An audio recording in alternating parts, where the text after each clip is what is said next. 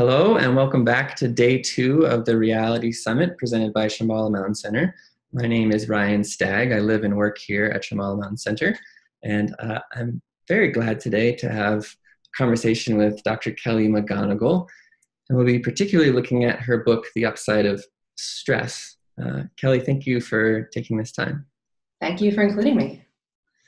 So I wanted to start with some of the examples you give at the beginning of your book. It's kind of mind-blowing, the ways in which our mental dispositions can affect our physical biology to the point of some of these things could mean years for our life. And I don't think we often think of our minds as being quite that powerful, but I wonder if maybe you could talk about a couple of those examples at the beginning of your book. Sure. So I think you might be pointing to that first study about the way that you think about stress affecting mortality. Yeah, and there's also one about how you think about aging. Oh, yes. Great. Let's talk about both of those. Yeah, so these are both examples of what psychologists call a mindset effect. So the first study that I mentioned was one that actually first made me really rethink how I was talking and teaching about stress, because it was a study that followed 30,000 adults in the United States for about a decade. And they asked them the kind of things that you usually expect researchers to ask: how stressful is your life? But they also asked, how do you think about that stress? Do you believe that that stress is harmful or not? And then they followed up to see who died over the next decade. And they found that for people who had the most negative views of stress, they strongly believed that stress was harmful for their health, they were 43% more likely to die by the end of that decade if they had very stressful lives. But for people who had very stressful lives and did not view stress as very harmful for their health, they were the most likely to be alive at the end of the study. So you see that split, the completely opposite effects of how stress affects mortality that seems to be moderated by your beliefs about stress or your mindset towards stress. And that was a fascinating epidemiological study, but there have been a lot of other studies done, and maybe we'll talk about these, which suggest that if you actually change your mindset about stress, you can change what's happening in your body during stress so that you have a cardiovascularly healthier stress response, so that your immune system has a healthier response to stress. So it's not just these longitudinal studies, but also experiments showing that how you think about stress can change how your brain and your body responds to stress. The other example that you mentioned, fascinating work looking at mindsets toward aging. And here the research is actually quite robust, that if you have a more positive view of aging, you age better and live longer. One major study found that the effect of having a positive view of aging when you're middle-aged, say 40, could add 7 years to your life as they followed people for decades as they aged. And that's kind of incredible to think about that, how the way that you think about aging when you're 40 could predict whether you get an extra 7 years of life when you're 70 or 80. But what they found is sort of the heart of a mindset effect, that there are these core beliefs that act as filters on how you experience life. And so they're particularly strong, these filters, when you come up against challenges or adversity. So, as someone who's aging, as you experience loss or health problems, if you have a more positive view of aging, you cope better. You're more likely to seek social support. You're more likely to take medical advice. You're more likely to take care of your own health. You're more likely to believe that your life has meaning despite loss or despite changes. And this filter, it impacts everything from the biology, what's happening in this moment, to a longer trajectory of how you cope with life's challenges. And this is something I'm really interested in, because this is something that we have a little more control over than, say, the experiences that we have in life that we don't often get to choose. Yeah, I think I want to bring it up to start because it's hard to understand that our minds can be that powerful. I think the closest thing that we think of maybe are placebos. And those are often regarded, I think they're often regarded as pejorative, like, oh, it's just a placebo. It's not like a real thing. Placebo effects are amazing. They're a great example of the mind-body relationship. But I think we should start with some assumptions that maybe not everyone shares. Yeah. So because I am primarily a scientist, I am not disturbed by the idea that the mind is embodied, that things that we think of as the mind, emotions, attitudes, memories, that these are physiological, You can observe them in the brain. You can observe them in the functioning of the nervous system and the cardiovascular system and the immune system, all of these things. You can actually link emotions to what's happening in your gut. That it's these things we call mind are distributed throughout the body. And I know that in some traditional and philosophical circles, that actually, that's a fighting idea, that the mind, that there is maybe not some version of the mind that is completely separate from the body. So, if you're taking that perspective, it does seem odd to talk about these mind-body relationships as being so tightly connected. And that's not a tension that you and I can resolve, but I will put myself on the spectrum that says it's not surprising that the mind affects the body, because the mind is distributed throughout the body. And every emotion we have, every memory we have, every belief that we have is going to be represented by and also influence a big cascade of physiological processes. Yeah. So I want to keep this idea of the power of mindsets and just put it aside for 1 second and then look at what stress is, which is very difficult to define and is used in a ton of ways, but you sort of have a working conception of what stress is, which I was really surprised to see. And I wonder if you could share that with the audience. Well, I find the most useful way to conceive of stress is that it's what happens in your brain and in your body when something that you care about is at stake. And you have a large repertoire of stress responses that your brain and body can coordinate to help you deal with life's challenges. And that's different than defining stress as sort of something outside yourself that is inflicted upon you or that you have to deal with. Like, rather than saying stress is the person you work with who is difficult and you have conflict with, or even rather than saying the stress is the conflict itself, I'm going to say stress is the emotions you have, the changes in your body when you think about that conflict and you're trying to figure out how to engage with that conflict or resolve that conflict or make the choice about walking away from that conflict. The way that I use stress is it's what's happening in here. And I think that's really important because, of course, you can define stress any way you want. But again, if we're interested in kind of an empowering mindset that allows you to skillfully engage with life, it's really good to turn the focus on the things that you actually have more of a direct effect on. So that's how I define stress. And it's also quite different also from defining it as only bad things that you don't want, right? So often we think about maybe the ideal life is stress-free.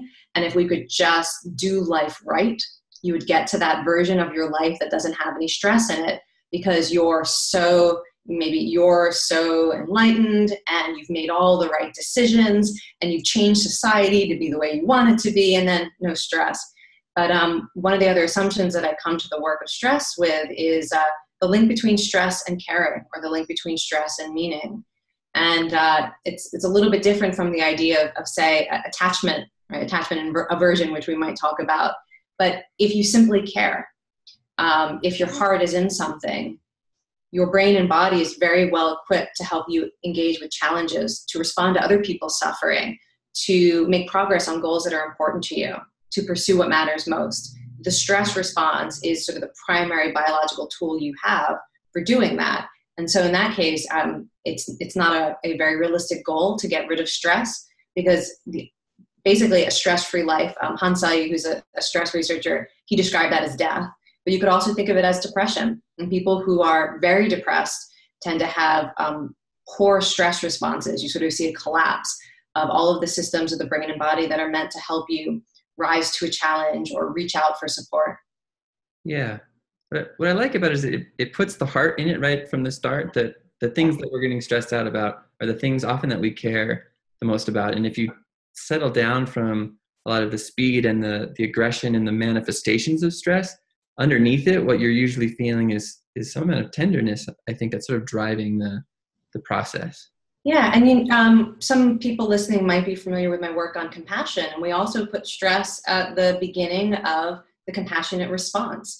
That part of you resonates with a problem or with a pain in the world, and your heart starts to speed up, and you see activation in systems of the brain that are associated with the stress response. And it's because you care. And it's also because you feel maybe empowered to do something about it. And as compassion continues to unfold, you shift into maybe other emotions and other mindsets that are really skillful. But again, it starts with that kind of instinctive stress response.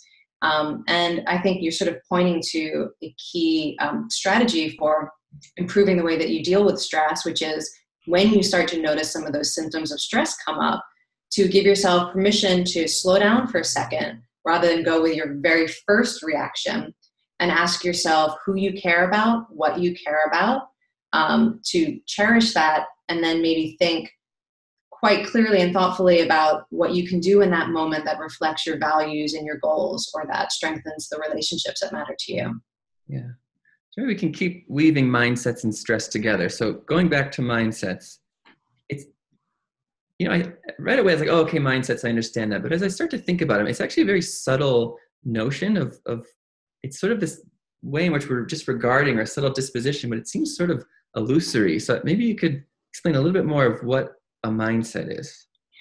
Yeah, so the way that psychologists would often define a mindset is it's a core belief that shapes how you experience whatever the mindset is about. And I kind of like the way that you were starting to describe it. It gave me a kind of visceral sense of, we often talk in the mindfulness community about the attitude that you bring to meditation, to what's happening in your mind, that it should have an attitude of curiosity, an attitude of acceptance, an attitude of sort of compassionate awareness. You're bringing that light of compassionate awareness to something. And actually, I think that's a good example of a mindset. It's an orientation towards something that then alters how you respond to whatever you experience. If you would think in meditation and you have a fear that arises, if you have a certain belief about fears, like maybe your mindset towards fears and worries is, if I'm worried about something, it means that it's true. The more I'm worried, the more true it is. Maybe you have a belief that worrying can protect you from bad things happening. There's a lot of sort of beliefs that you might have that you could wrap up as calling sort of your worry mindset, your mindset towards worrying. And you might have a different attitude that says, oh, worries is sort of something my mind does. It's a habit. It doesn't necessarily reflect the risk or the threat that I face. I don't need to get rid of it in order to have also at the same time an experience of happiness or engage with things that are meaningful to me. You could have a different mindset towards worry and anxiety that allows you to have a different experience, and that will drive different ways of coping with it. So I think that that's a good way to think about mindset. It's an orientation that involves beliefs and expectations, and it interacts with direct experience, and it pushes you on different trajectories. And that's why psychologists think that mindsets have these sort of upward spiral and downward spiral effects, because it's that contact with particularly difficult inner experiences or difficult, external or concrete life experiences that can push you towards positive coping or negative coping. Yeah. This seems like a lot of the core work of meditation is a bit about starting to get a sense of what your mindsets are, because it seems like you might not actually be aware of a lot of your mindsets, that there might be a trigger and then you might react in a certain way, but it's really, that could happen so quick that you might not notice in that reaction that there's a mindset at work. I know, one of the best gifts that I ever got from a meditation teacher is a teacher who during facilitations after silent meditations, and people would express what they observed or what was on their mind. And she would often come back with, oh, so there's an assumption that, and then repeat back what she heard. And that was, when I first started hearing that language almost 2 decades ago now, it really was revolutionary for me, because it starts to put that gap between what's happening in here and the awareness that you have some habits of mind that are causing you to project onto the situation. In a way, I guess, I hadn't really thought of it before, but mindsets probably very strongly influence the way that you project onto other people and life's experiences as well. One of the mindsets that you didn't mention, but that has a very strong link to physical health and happiness, is the projections you make about other people's basic goodness and trustworthiness. Mm-hmm. And in almost every context and culture that has been studied, the more that you believe other people cannot be trusted, the greater at risk you are for mortality, all-cause mortality, depression, unhappiness. And I think that that's a good example of a mindset that really functions by changing the way that you perceive other people. Yeah, it makes a lot of sense. And I do study in the Shambhala tradition. So we're cultivating this notion of basic goodness in ourselves and others, which is in some sense, maybe in a deeper way, there's an ultimacy there. But I think more practically, there's this relative thing that if you regard yourself as basically good and others as basically good, there's a totally different starting ground that things cascade from versus if you think that someone is your enemy or that you're basically broken or that there's something that you have to fix. And it really shows up when you meditate. If you're sitting to fix yourself or if you're sitting to get to know yourself are two different experiences. Yeah, absolutely. And that is directly borne out by psychological research too, that if you walk into a situation with the expectation that someone else can't be trusted, you actually elicit in them less trustworthy behavior. That your own mindset and perceptions can be read by other people. It's another good example of, I think, the mind-body connection. You wear your mindsets in your facial expressions, in your ability to connect with other people, to naturally mimic them. My guess is if people studied it, you probably smell different too, and people can subconsciously pick up on the smells and the odors that you are emitting because all this stuff is connected to hormones and the immune system, which can affect how we smell. So there's probably all of these signals that we send, and then that changes the other person, and it changes the way they treat us, and we find ourselves in a very different social reality that was influenced initially by our own projections or expectations. Yeah. So I want to talk about how we actually change mindsets, because there's a sense that they're malleable. And I feel like you talk about interventions, and it seems to be something you really enjoy. So I wonder if you could talk about how do you change a mindset? Yeah, so I can't take credit for this. There are a lot of great mindset researchers at Stanford University that I've learned from, including Carol Dweck and Greg Walton. And these are folks who basically have identified some core beliefs that seem to be destructive in the populations that they're interested in. And they often are very interested in at-risk youth. And so they found, if you go in and you try to argue with people, you need to believe something different. You need to see the world differently or see yourself differently. That's not really the best way to change someone's mindset. What seems to work really well is to introduce an idea that is supported by science and direct experience. For example, one of the mindsets they found is really helpful for youth to hold is the belief that people can change. That's a very important mindset, particularly when you're young and particularly when you've experienced hardship and adversity. And if you go in and just try to convince people of that, not as effective as if you go in and say, by the way, research shows that people change over time, talk a little bit about brain plasticity, the effect of life experiences on personality, that sort of thing. And ask people, is that true in your own life? Have you ever witnessed a positive change in someone in your life? Or how have you changed over time? And you get people to reflect on their own experiences in a way that's consistent with that idea. And then the sort of the thing that wraps it all together is you ask people to explain that idea to someone who might benefit from it.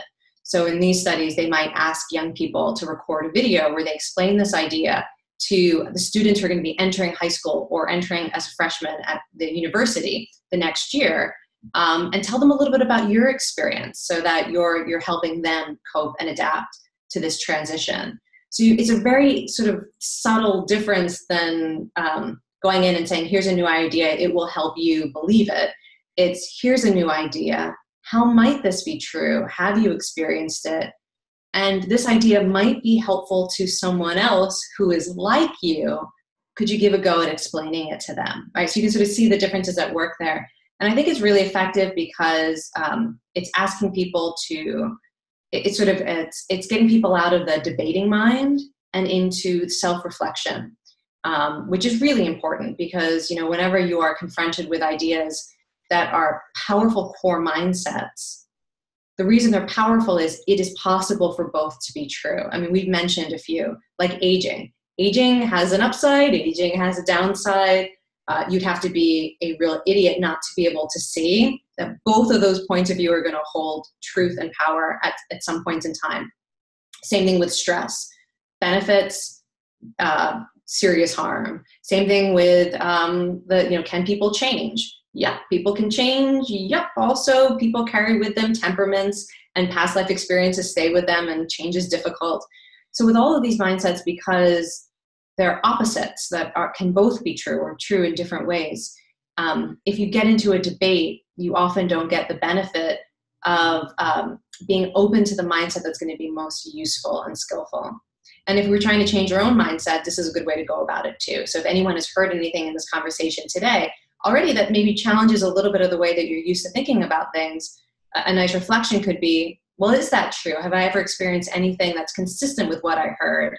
And of what benefit might it be to hold this perspective? Like maybe you're someone who enters situations with the default assumption that most people aren't trustworthy. At least most people, maybe people who are just like you, but all those other people are crazy, or whatever the sort of the inner dialogue is. Like, what would it be like if you started from the opposite assumption? And do you have any evidence that supports it?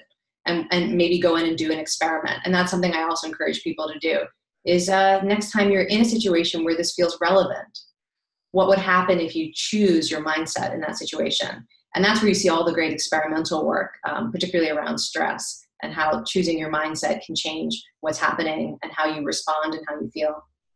It seems so foundational when approaching stress. If you feel like there's a sense of possibilities that like, this is a workable situation, there's something I can do, versus that I can't change here. I'm sort of stuck and this is just what I have to deal with and it's just going to be this way. Absolutely.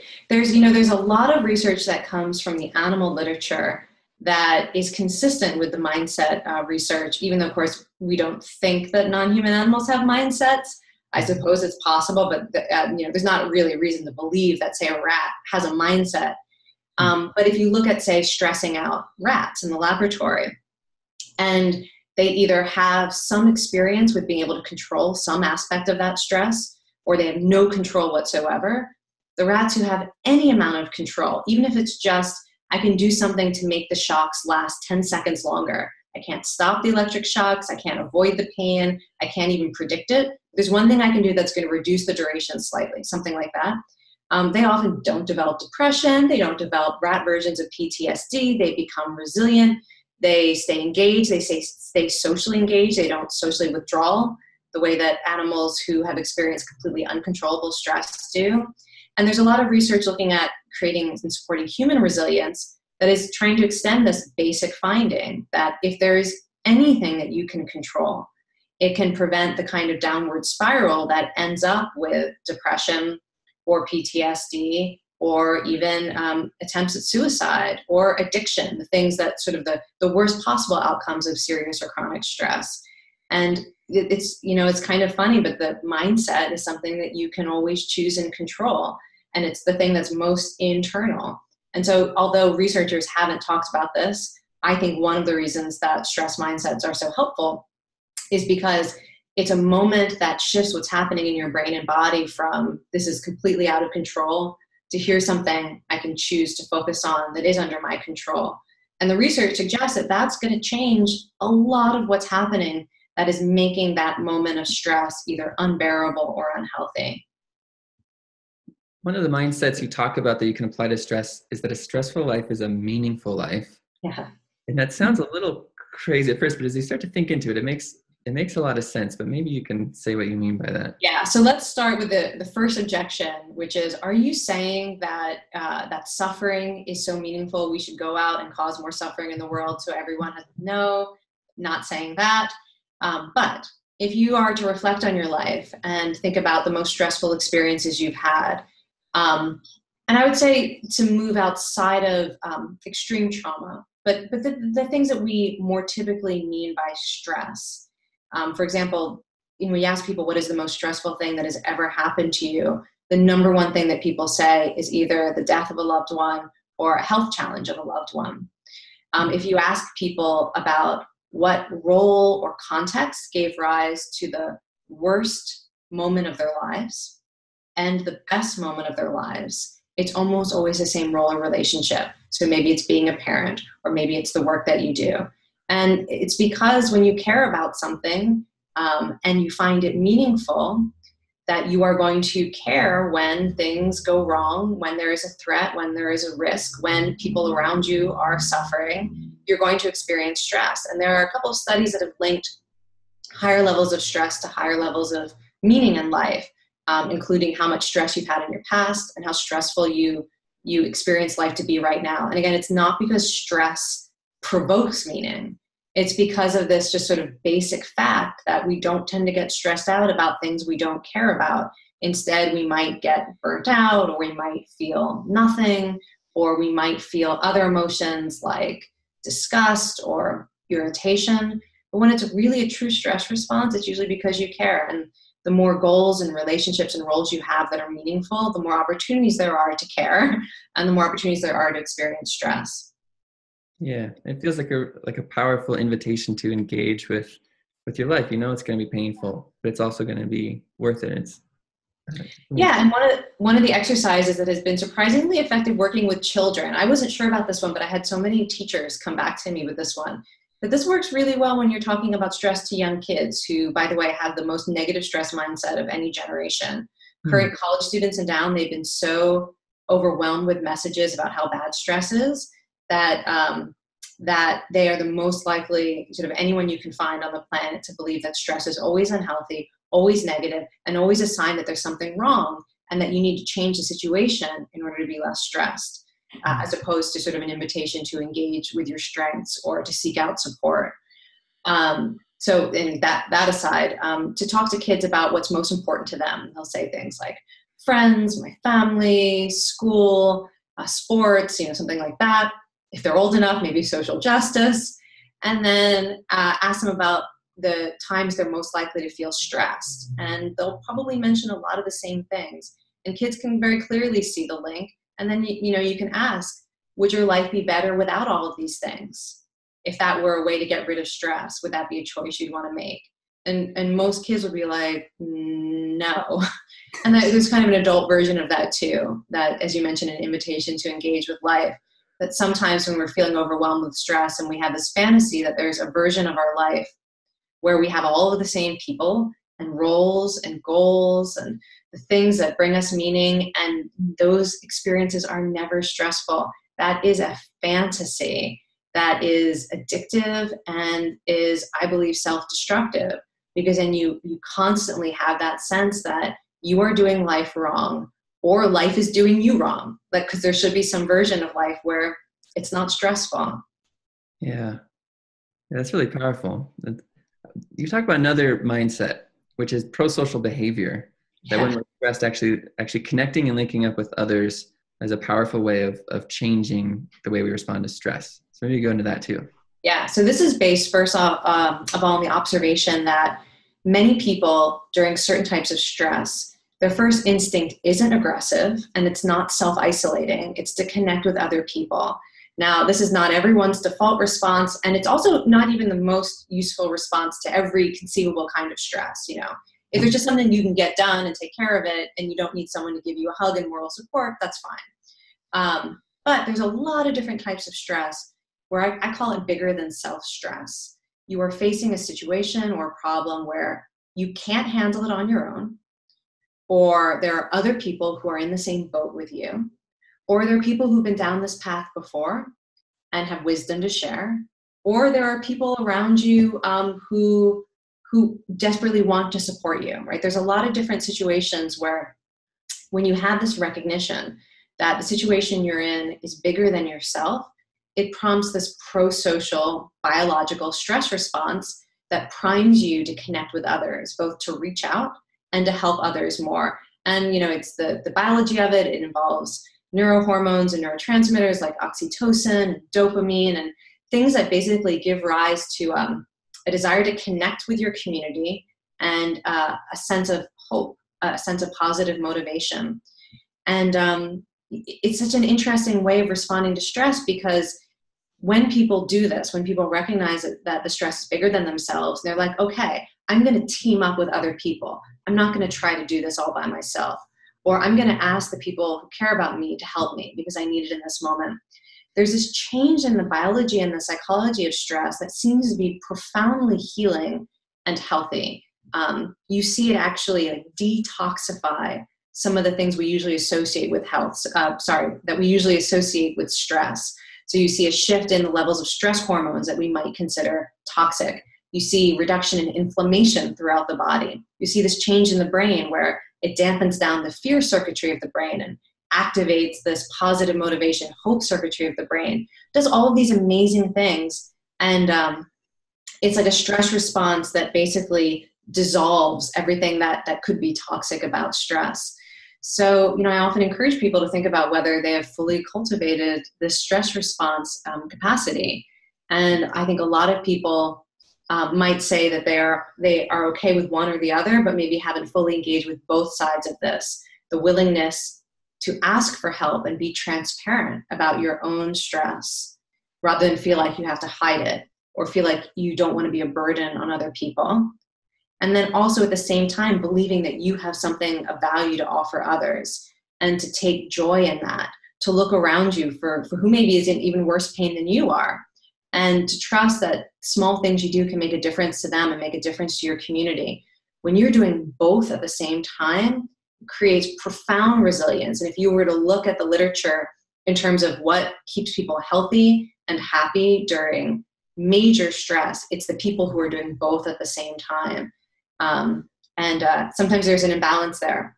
Like you're always helping others, but like, no, don't help me. I don't suffer. Or the other way around, where you're always asking for help, but you have maybe a story in your head that you have nothing to offer because, somehow you've been weakened by life, or you're wearing this label of, I am the victim, or I'm the one who has the problem. One of my favorite examples of this, which actually is not in the book, is a study of prayer among people who are suffering from late stage metastatic cancer. And really interesting research showing that the people who are most optimistic and hopeful and feeling connected to others in this stage of the disease are the ones who are praying for other people with the disease and praying for their medical team and praying for researchers who might be able to prevent this suffering for future generations of people who might come down with this disease. And that there even was within that study, a story of a woman who was receiving chemotherapy, praying for the woman next to her who was also receiving chemotherapy. And there's something about that mindset that I feel like is very compassionate and self-compassionate. And I think that's a really good example of sort of how in moments, even if you think there's nothing that you have to offer, or you're in a very desperate situation, that taking on that mindset of having compassion for others and people who are in the same boat with you can be very protective and help us continue to experience meaning and hope. Yeah, it's interesting because it seems like in those situations when you're stressed, it's easy to fall into sort of poverty mentality that I've given all I can give in, I'm just done for the day. And if someone's having a hard time, that you might like not want to engage in some of these situations. But I do think there's sometimes it's easier to help someone like you find that they're also stressed about something, having a hard time, and you can sort of tune out of your own thing and open up to what they're going through. But then when you return to what you're going through, it's almost like your mind state can change over there and you can bring it back to. Yeah. There's a lot of theory about this, that is an effective way to deal with stress about what's going on in your own life. And I will say, of course there are boundaries to this. So if the stress that you are dealing with is burnout, because you are in a helping profession or you are responsible for 19 of your relatives' well-being. I mean, there are situations where the sort of the most stressful thing about your life might be your caregiving or your helping role. And in that case, that's when we talk about the other side of the equation and maybe other mindsets rather than just care for people more and help people more.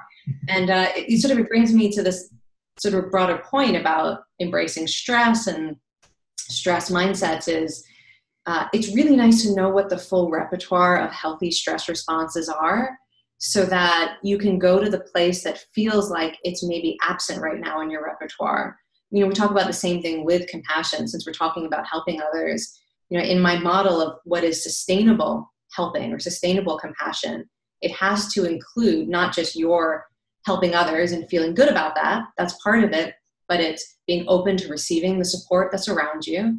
It includes being grateful rather than resentful about the fact that other people help you, like the ability to get a warm glow of gratitude when you are the recipient of help. That can be hard for a lot of people. Sustainable caregiving and compassion also includes being able to see compassion in other people So you know you're not the only one out there who's striving and trying and doing your best and giving. You don't feel like sort of the martyr in the situation or the savior in the situation. And it involves often being connected to a bigger than self idea of compassion, whether it's an idea of being part of a community, being part of a mission. Maybe it's a religious faith, something that feels bigger than just you having to do it all yourself. And it also includes self-compassion, right? And being willing to take care of yourself. So I feel like there's a very strong parallel to stress as well, that there's no one way of doing stress that is going to work in every situation. And if you think that you're going to handle stress by having a challenge response and rising to every challenge and viewing stress as energy, very helpful in some situations, but not when the stress is bigger than you. That works best when the stress is right-sized for you. It's a project you can get done, a conversation that you can have, that sort of thing. And again, that's going to be true for all stress mindsets. So we need a diverse repertoire. Yeah. So I'm thinking about this connection between stress and loving kindness practice in particular. And it makes a lot more sense when you start with stress as defined as having to do with you caring about things. And so, it seems like there's an access there to starting to touch into the ways in which you're caring about things and softening towards that. They talk about like compassion towards others, but then you just mentioned this higher sense of compassion. And in a Buddhist frame, I thought of John McCransky. I don't know if you know. Mm-mm. He talks about lineage as like this this thing where there's been these people who have cared, and like it's this lineage of compassion. And your lineage might be into your family, or it might be into your teachers, or whatever it is. But that sense of containers being a pivotal part of compassion that I don't often hear. I hear of loving kindness for yourself and for others, but then there's this other thing. Oh, yes. More about that. One of my favorite meditations that I used to lead when I first started teaching around connection and compassion is a breathing meditation that connects you to your ancestors, both ones that you know personally and imagined, like your teachers and your teachers' teachers, and you can imagine going back, but also, people who persevered against great challenges that give you the privileges and the rights that you have now. And the meditation involved a lot of different ways of connecting to the past and having a sense that the breath could connect you to them, and even some imagery of like a line behind you of hands on backs, and you're the recipient of all of that, and to actually like sense it, like the hands right there behind your lungs, and breathe it in and sense yourself receiving that. I think that type of understanding of your position in life as inheriting the experience of humans and many human beings who had this motivation to contribute, to change the world, to care for you and your ancestors. It's such an important mindset. And like you said, I don't think it's brought up enough in contemplative communities. There certainly are practices that give you a taste of it, but I think it's like there's a felt sense to it, and you can carry it with you all of the time. It's a very powerful resource. Yeah. Yeah. You've got to read this book. It's called Awakening Through Love, John McCransky. Awakening Through Love? Yeah. Okay. I think that's what it's called. I hope that it's what it's called.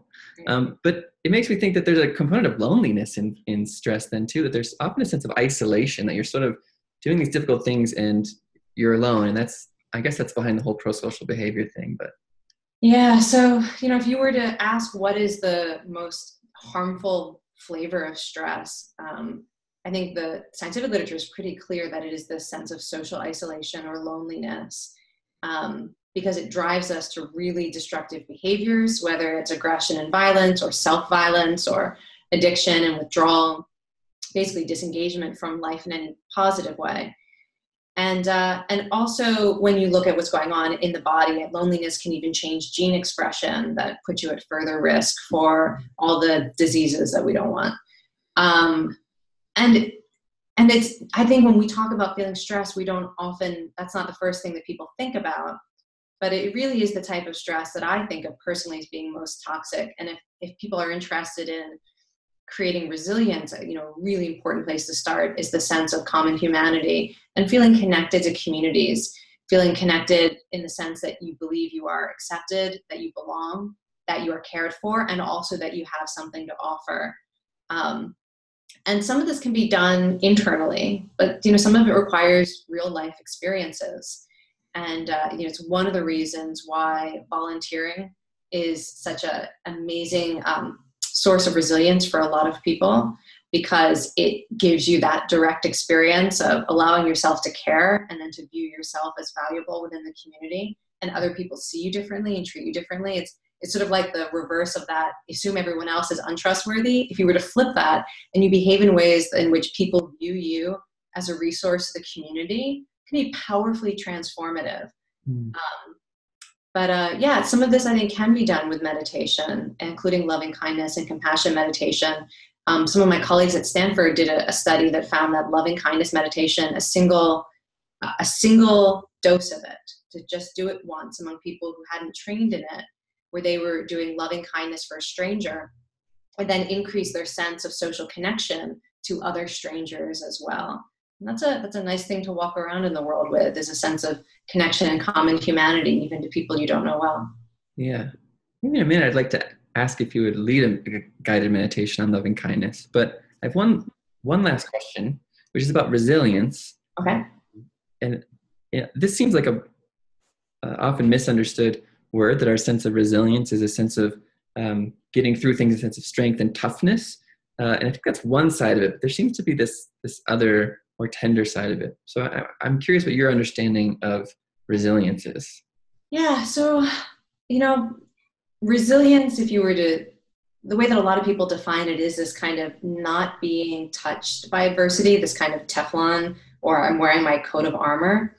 But a definition of resilience that I really like is the willingness to be positively changed by stress and adversity, and to play a role in how that experience changes you.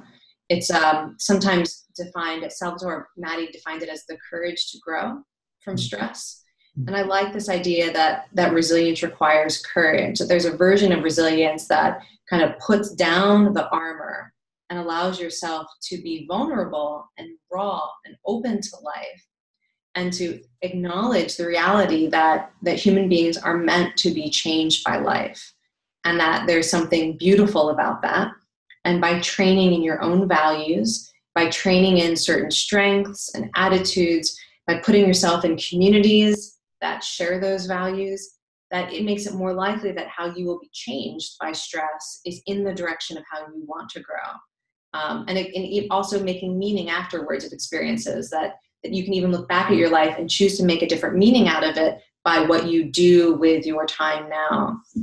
I like that definition of resilience. You can't really choose not to be touched by life. Probably the more you do it, the more likely it is that the changes will be negative, and you shut yourself off from the ways you might be changed positively. Yeah, I love that. So if you don't mind, if you could maybe guide us in a loving kindness meditation for 5 or 10 minutes, if that works. Okay, I think what I'll do is I will lead a meditation that is probably most people watching will be familiar with the traditional loving kindness meditation. So I'm going to do something a little bit different. This is an exercise that I use both in compassion training and in resilience training. And it focuses mostly on the breath.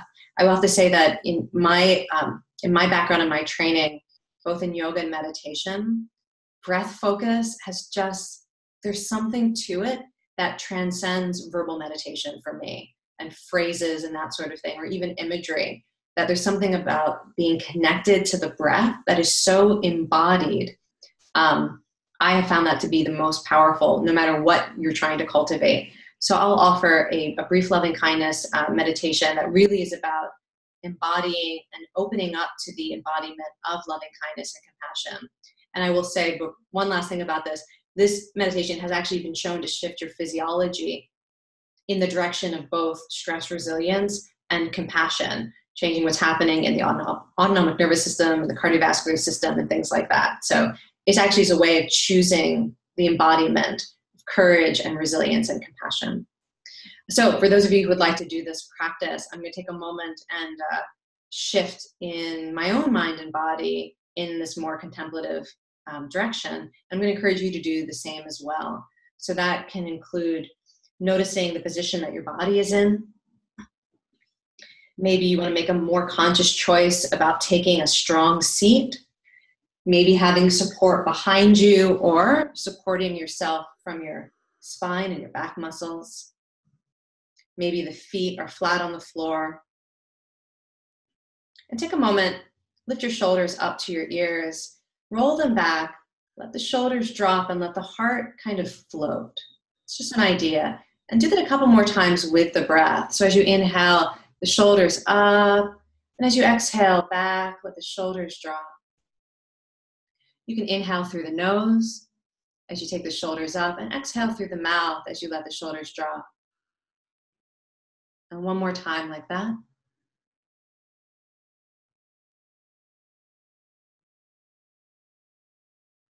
You're welcome to close your eyes or to drop your gaze. And take a moment and invite the face to relax.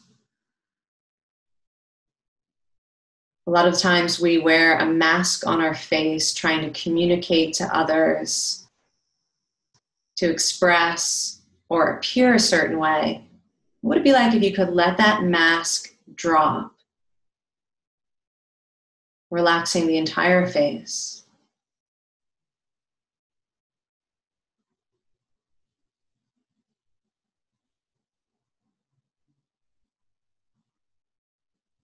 And begin to notice your breath without having to control the breath.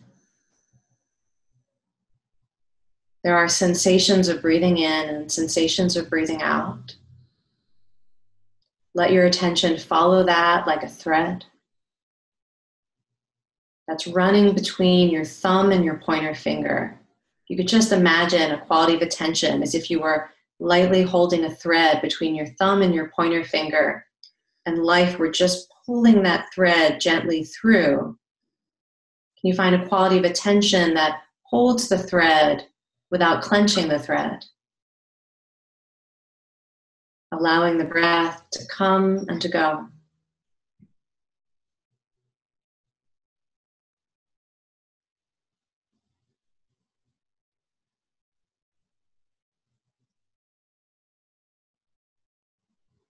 And as you watch the breath, notice there's a quality of expansion as you breathe in.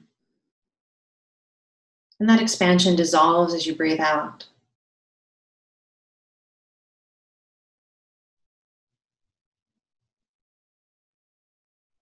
There are a lot of places in your body where this physical expansion can happen. You might sense it in your belly, your rib cage, your chest, your back.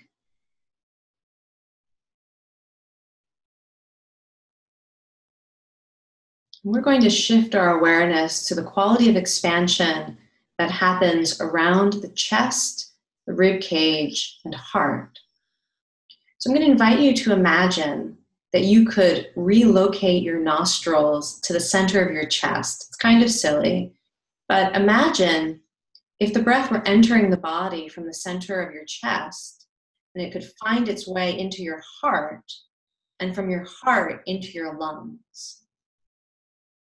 And as you exhale, that breath would move from the lungs into the heart and then out through the center of the chest. What would it feel like if this is how the breath occurred? Into the chest, into the heart, into the lungs. And then let that expansion dissolve and sense the breath exiting from the heart space. Sensing that quality of expansion around your physical heart and lungs. And beginning to imagine that the breath is nourishing and strengthening your heart.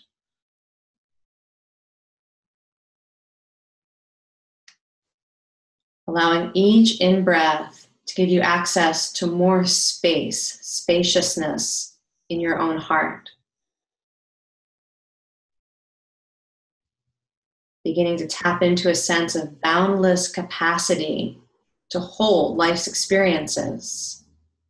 Just from that sense of breathing into the heart, taking it in and allowing your heart to take it in.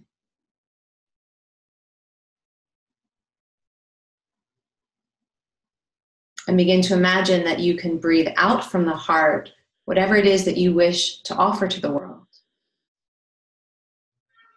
allowing the in-breath to strengthen and nourish your heart, and allowing your out-breath to be an offering from your heart. Maybe at this point you think of a loved one that you would like to send love or compassion to, or maybe you think of a group that you know is suffering in the world that you would like to send hope or encouragement to. And just trust that your breath could be an offering of whatever you want to send. And take a few rounds of the breath, allowing the heart to nourish that compassionate intention, and allowing the breath to carry your love and kindness into the world.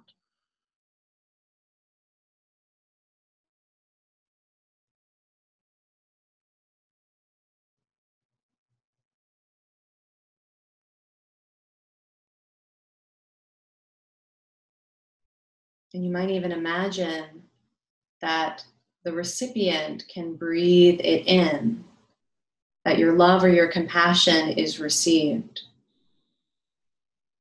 Whether they know it or not, that there is a compassion available to them, and as they breathe in, they might sense it.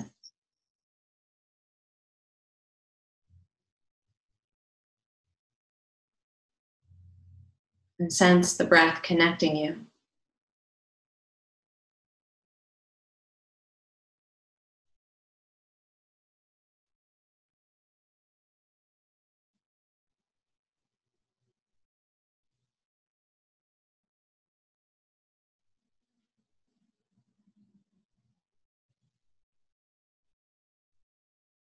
And a nice way to close this type of practice is to imagine that that same compassion is available to you, that there are countless other people who right now are practicing loving kindness and compassion meditation and sending their love and compassion into the world, and that there is a compassion bigger than yourself that you can draw on and breathe in. Might you take a few breaths, nourishing your heart with the compassion that is available to you and for you. And let yourself receive that compassion or that love.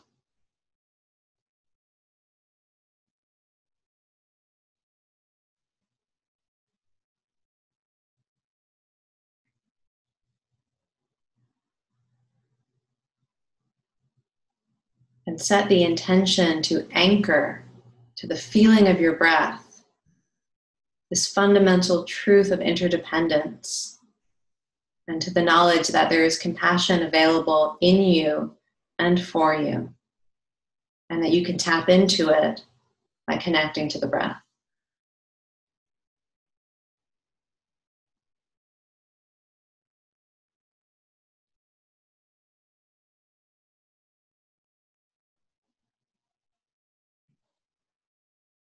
If your eyes are closed, it's a good time to open the eyes, maybe move or stretch a little bit.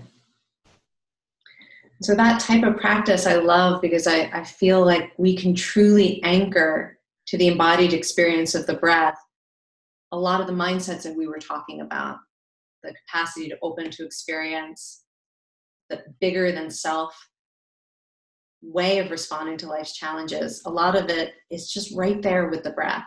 And the more we bring the mindset together with that sense of breathing, the more it can become a kind of default orientation to life. Thank you so much for sharing that practice and for sharing your borderline encyclopedic knowledge of the research in this area. and then all the care and the insight with which you bring that together and the practical import. I really appreciate it, and I'm sure everyone in our audience will too. Okay. Thank you for this conversation. Yeah, and I encourage everyone in the audience to learn more about Dr. Kelly McGonigal. Her bio is down below this video, and there's some links to learn more about her work. So thank you again.